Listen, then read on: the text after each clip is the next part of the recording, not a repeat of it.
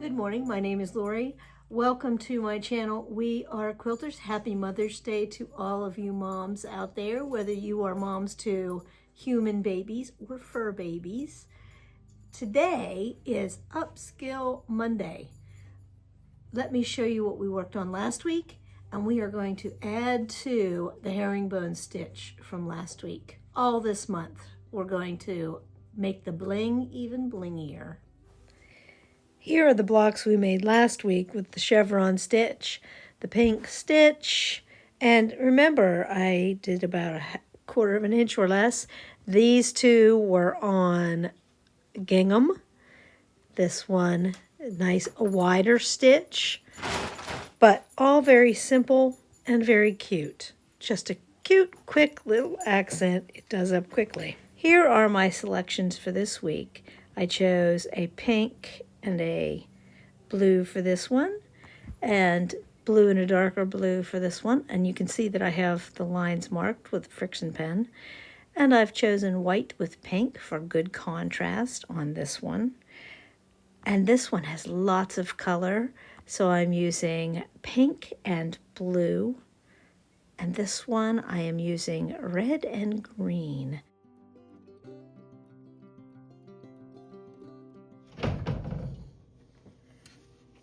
Since we are doing this lovely stitch today, I'm going to do a quick review, it's been a whole week, of how to do the stitch. First you start with a tack stitch at the bottom. If I can, and I've marked this a quarter of an inch apart. Remember, you can make this smaller or bigger depending on what you like.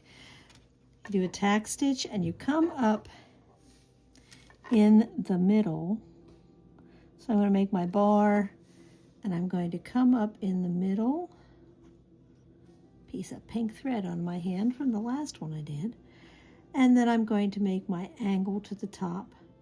And I'm going to come down and make a half a tack stitch. Let my loop to the top. Make the other half of the tack stitch. It's hard working along the edge. You know, you could do this in a hoop too. That probably would make it easier, but I don't always work with a hoop. And then I put my thread in an angle, half a tack stitch. It gets easier as we go along in further. Keep my thread to the bottom this time. Another half a tack stitch.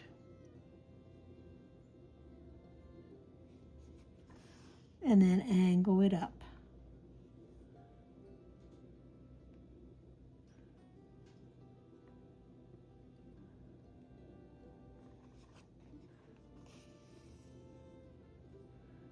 Half a tack stitch. And I want to make sure I'm not pulling it too tight.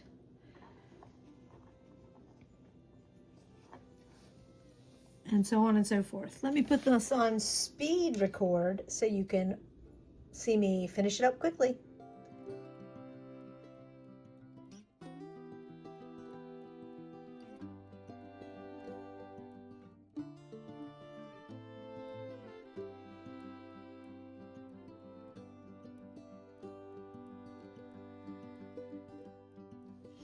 Now remember, if you run out of thread and need to tie on a new thread, you just make the bar stitch, come up in the middle, and then have a knot, because that's what always happens. And then you just continue on your way with your stitches. The half a bar, and your zig, and your zag. Oops. And if you forget and don't let your loop at the top or the bottom, depending on where you're working, it's easy to fix.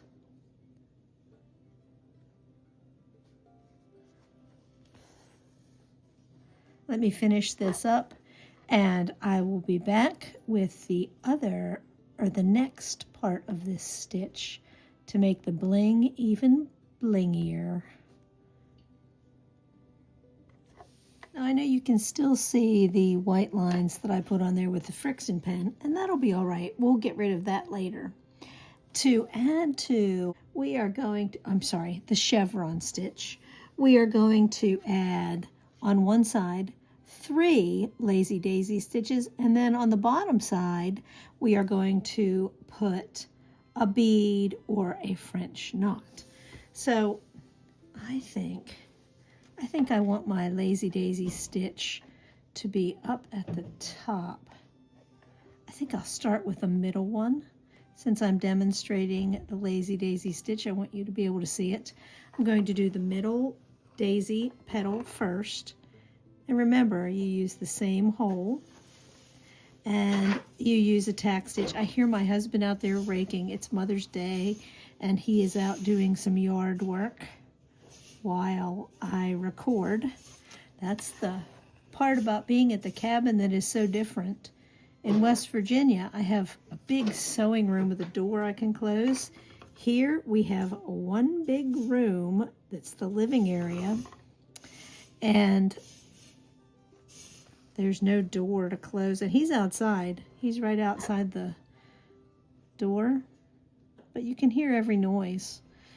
Earlier we could hear the neighbors, and he's using the rake right there by the door. But that's okay. It's a Mother's Day cleanup gift that he's outside. So I come up through, I go down through the same hole, and then I make a 1/4 of an inch stitch, and I catch my loop, pull it not too tight, make my tack stitch. So there I have my 3 petals. I think it would look cute like if every other one had the petals. So I think that's what I'm going to do. I'll be back, and actually let me put it on speed record, and we will make some petals.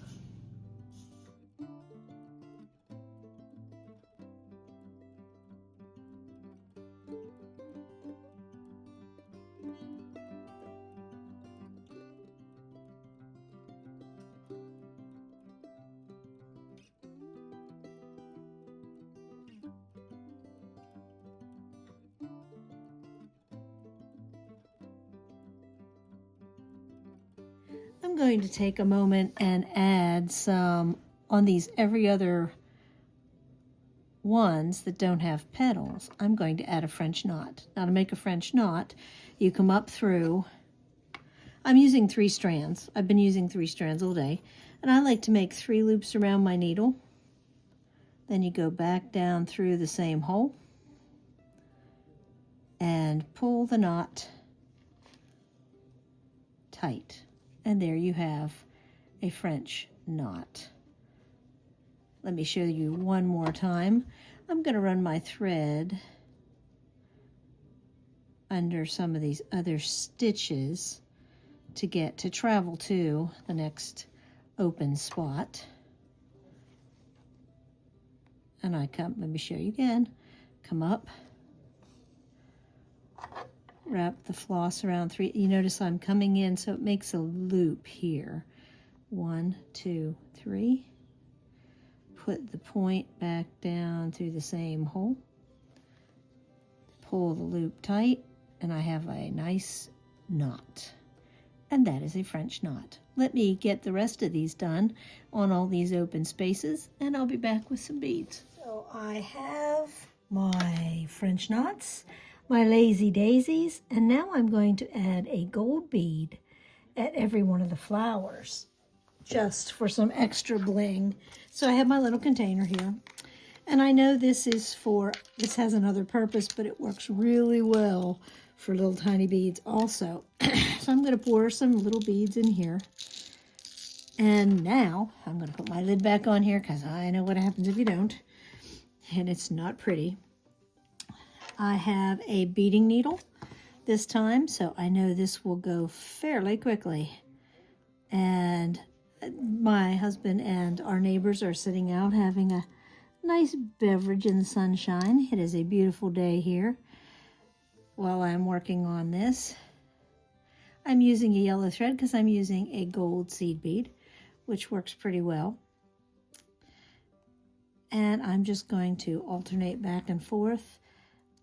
I mean, you don't need a little tray, but it makes it go faster if you have a little tray. So I have pulled out the little tray. And it makes cleanup go easier also. So see how quickly that little bead goes on there? Let me finish this up, and then I will work on some more. Okay, here it is. Seed beads, knots, daisy points, and let me show you how easy the cleanup is with this little tray. Well, it was going to be easy till I just spilled it. Oh, one of those days. Let me pick up the extra beads, and then let me show you how easy it is to clean up with the tray. It comes with a little squeegee. I know these are for the little diamond points, but these work really well for seed beads too. And there, if you don't spill the tray, it is super easy to clean up the seed beads. Let me get to working on some other blocks. Here is the second block I'm working on. I will show you more on Friday. See you on Wednesday for more study in scarlet blocks. Thank you for watching. Have a great rest of your day. Here's to a good week.